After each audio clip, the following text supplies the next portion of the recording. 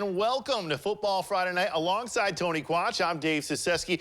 Final week of the regular season, and what a way to cap off the 2022 regular season of high school football than a battle between two undefeated teams. That's right, David. 5 of the last 6 meetings between the Coldwater Cavs and the Marion Local Flyers have been decided by 6 points or less. Tonight, these two teams compete not only for bragging rights, but for a shot at the 2022 outright MAC championship. Oh, but before we forget, congratulations to the winner of tonight's 50-50 raffle, who came home with a prize of $11,687. Now let's take a look at our Football Friday Night Spotlight Game. The Football Friday Night Spotlight Game is brought to you by CCR Realtors. The 71st meeting between Marion Local and Coldwater. The Cavs enter tonight, leading the series with a 35-31-4 record. Opening drive for the game, Flyers with the ball. Tate Hess takes the snap, hands it out to Kyle Audi, and he follows his blockers and makes not 1, not 2, but 3 tacklers miss as he turns on the Jets. He's denied at the goal line, but gets his team at the 5-yard line. The very next play, Darren Meyer gets his number called. He dives into a sea of bodies, but is able to break the plane, giving Marion Local the early 7-0 advantage. Coldwater's responding drive. It's Braylon Harlemer with the ball. He goes to his left, but is tackled from behind by Landon Arling. The ball is loose, and it's Marion Local's Myers who recovers it. He flies off, however, he gets brought down, but the Flyers find themselves in Cavs territory. Flyers looking to capitalize on the turnover. The ball is handed off to Audi, and he goes through a swarm of players and emerges with the touchdown. Flyers will go up 14-0 in the first quarter. Marion Local wins this one and remains undefeated by a final of 35-0. Warm action is 6-3 Versailles heading to 6-3 Minster's Tigers, coming off a heartbreaking 1-point loss against Coldwater, who we just saw picking things up in the third quarter. QB Connor Stonebreaker hands off to Michael Osborne, takes it 26 yards to the Minster 25-yard line. 2nd down and 12 now. Stonebreaker passes to Joel Garrett, who's got all grass and end zone ahead of him. In fact, he takes it 27 yards for the score. 28-0 Versailles. All about the yak. Yards after the catch, folks. Minster's turn now. 2nd and 7 at the 18-yard line when James Niemeyer finds Dylan Heidkamp for the 57-yard reception. Dare I say it again, everybody? Yacked. Yard after the catch. But Versailles making a big play when they needed here at the end. Pass from Niemeyer is going to get picked off near the 5-yard line. All Versailles 35-6. A couple teams struggling in the MAC, with St. Henry still searching for that first conference dub. Would tonight be the night at home, taking on 3-6 Fort Recovery? We start with under 6 minutes left in the first half. It's St. Henry with the lead 14-7. Fort Loramie with the ball. Cal Rammel takes the snap and finds the receiver Troy Holman cutting across the field, moves the chains. The Indians would find themselves facing a 4th down in Redskin territory. Rammel takes the snap and decides to scramble with it, but he's brought down by Aiden Brunswick. It's a turnover on downs. 3 plays later, into the drive, St. Henry. Eli Boring with the snap, but he's quickly rushed by Fort Recovery's Alex Evers. Stalling the drive, Redskins would have to punt. Then it's Fort Loramie with under a minute left in the first half, still 14-7 Redskins lead. Rammel trying to make something happen, but it's another sack by the Redskins. This time, Chase Littmer bringing down the quarterback, stalling the drive, and eventually taking us to halftime. St. Henry wins this one 22-21. 2 more scores in the MAC. The Blue Jays come away with a 14-7 win over the Cardinals, and the Anna Rockets 39-21 over the Panthers. To the NWC, where the Mighty Mustangs of Allen East wrap up league play against the Ada Bulldogs. The Mustangs can clinch their first outright league title since 1995 with a dub over the Dogs. We pick up the action in the third. It's 49-7 Allen East, and they'll tack on 3 more with this field goal. Braylon Kennedy nails this attempt. That makes it 52-7 Mustangs. Ada try and generate some offense in the fourth, but a swarm of Mustangs stopped this Bulldog short of the first down. On the very next play, Jacob Pinks picks off the pass. AE would regain possession. However, the Mustangs turn over on downs. Bulldogs with the ball once more, but it's to no avail. Pinks once again puts a stop to the Dogs' offense. Mustangs go on to win big, 52-7. Now over to Justin Dirks with more action from the Northwest Conference. Thanks, Tony. Let's get right into the action as we head over to Harmon Field.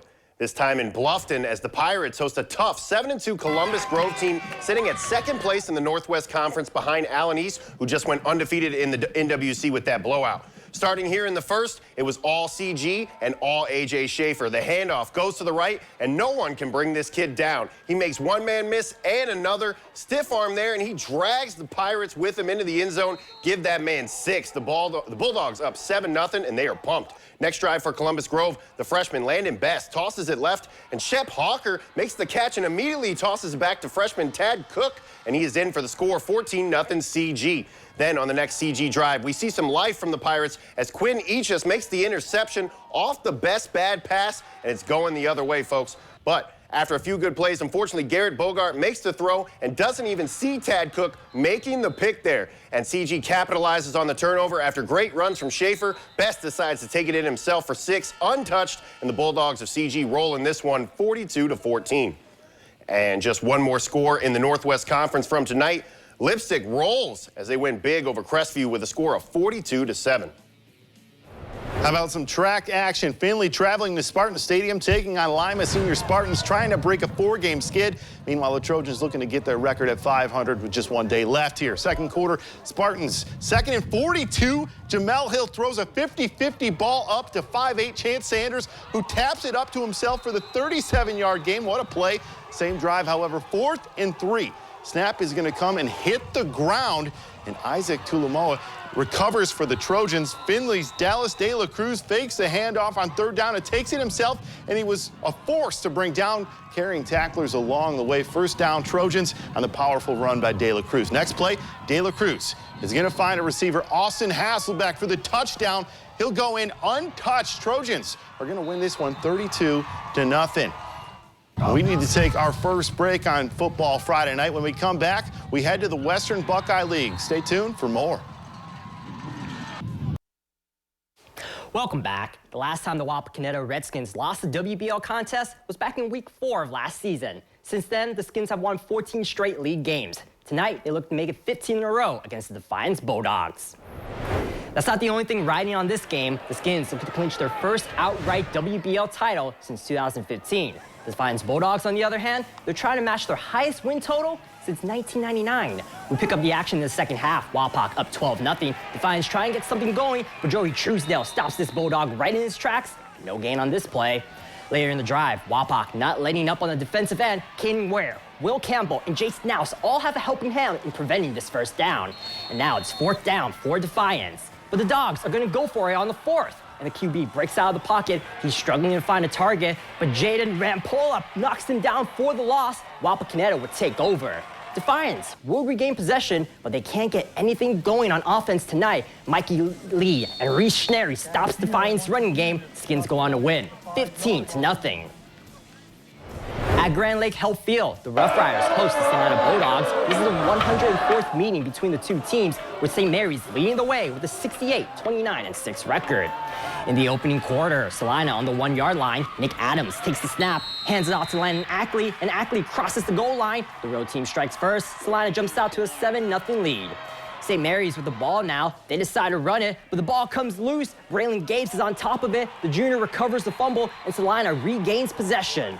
However, this drive wouldn't last very long for the Dogs. Adams breaks out of the pocket. He throws it, but the pass gets picked off by Tristan Gardner, and Gardner, with a huge return, he will make it all the way to the 20-yard line, setting his team up in the red zone.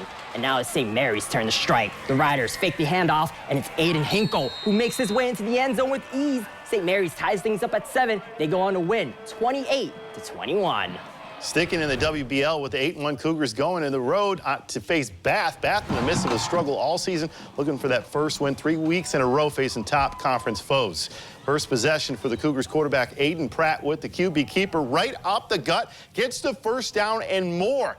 That would set up a 1st and goal play. Pratt is going to do it again, rolling out. This time, he'll find an open receiver in Connor Campbell for the score. 7-0 Van Wert Cougars. Cougars would then go to the air raid on the drive there, the Cougars would. Number 2, Pratt drops back and goes deep to Nate Phillips, who comes back and gets the ball and walks in 2 touchdowns in a row. They're up 14-0 now. Bath looking to answer. Zach Welsh goes deep over the middle. Nice grab by Mikey Hale, who takes it in for the touchdown, but Van Wert would win this one 42-14.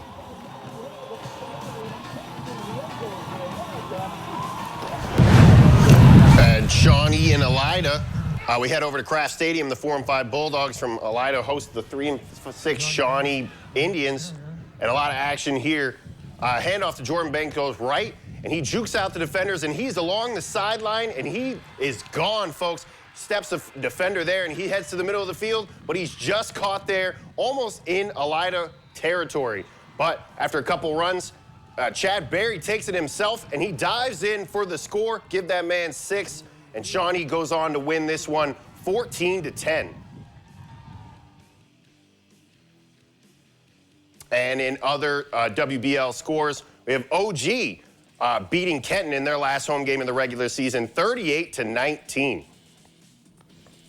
We're set for our second and final break here on Football Friday Night. When we come back, the BBC League title is on the line. See who emerges as the Blanchard Valley Conference champion after the break. Welcome back. The Blanchard Valley Conference with 3 teams neck and neck atop the conference tonight. 2 of those facing off.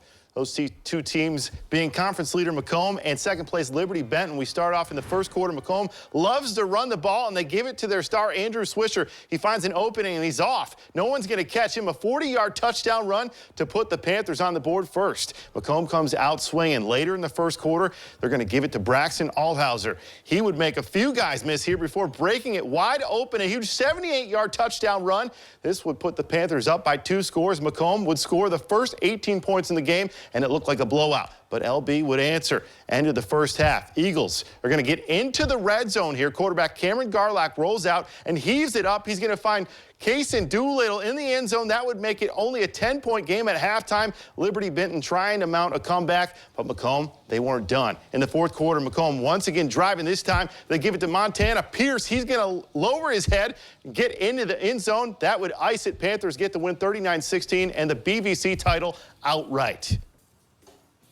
To the Northwest Central Conference, where the undefeated Waynesville Goshen Tigers host the Hardin Northern Polar Bears. Tigers trying to win the NWCC crown outright, while the Bears are trying to end their season with a share of the league title and their first in program history. Opening quarter, Drew Bradigan calls his own number. He rushes from 40 yards out. The Tigers strike first. WG makes it 7-0. Tigers with the ball once more, and Bradigan hurls the pigskin. This time, Dalton Jordan hauls it in, and he makes it into the end zone with ease. The home team doubles their lead. It's now 14-0 Tigers. Polar Bears looking to crack the scoreboard. Nolan Hobson hands it off to Xander Wilson, and Wilson with a huge rush. He takes it all the way to the end zone for the touchdown. Hardin Northern trails 14-7, but Waynesville has an answer for everything. Carson Barnes takes the handoff, and number 16 forces its way into the end zone. You can add 6 more to the scoreboard. Tigers lead 21-7 after the extra point, and with seconds remaining in the first half, Bradigan decides to throw the ball once more, and Jordan is in perfect position to receive the pass. Another touchdown makes it 28-7. Tigers go on to win 35-7. Here's the rest of the Northwest Central Conference scores. Ridgedale with a 26-20 victory over Perry. USV wins on the road with a 46-24 dub against Richmond. And finally, Elgin with a big win at home against Crestline, 56-14. Now for a battle of independence is the 7-2 Redskins from Fort Laramie hosts 6-3 LCC, and the T-Birds looking to end the regular season on a 5-game win streak. But it's going to be tough. We start in the first, and Caleb Maurer gets the ball. Logan Lillerman for a 14-yard grab, and that's a first down for the Redskins. Still in the first here on the 45-yard line. Carson Parker throws that bad boy up to Sal Gagenti, and he brings it back in there at the 25-yard line, first down LCC. Couple minutes later, Carson Parker hands the ball off, first down to Matthew Quatman, and he does the rest. 22 yards to the house. LCC with the first score. They go up 7-0. Now we go the other way less than a minute later. Maurer trying to make something happen, but the T-Birds defense is there. And Jacob Locke leaps and pounces on Maurer for an 8-yard loss in the sack, but the T-Birds can't make it. 5 wins in a row to end the regular season. They lose a heartbreaker in this one, 34-35. And in other scores, Graham with a 32-21 win. Benjamin Logan 49-12 over Northwestern. And that's all the time we have tonight, folks. We appreciate everybody who's a part of this, and make sure you tune in tomorrow as well, Tony. Yep.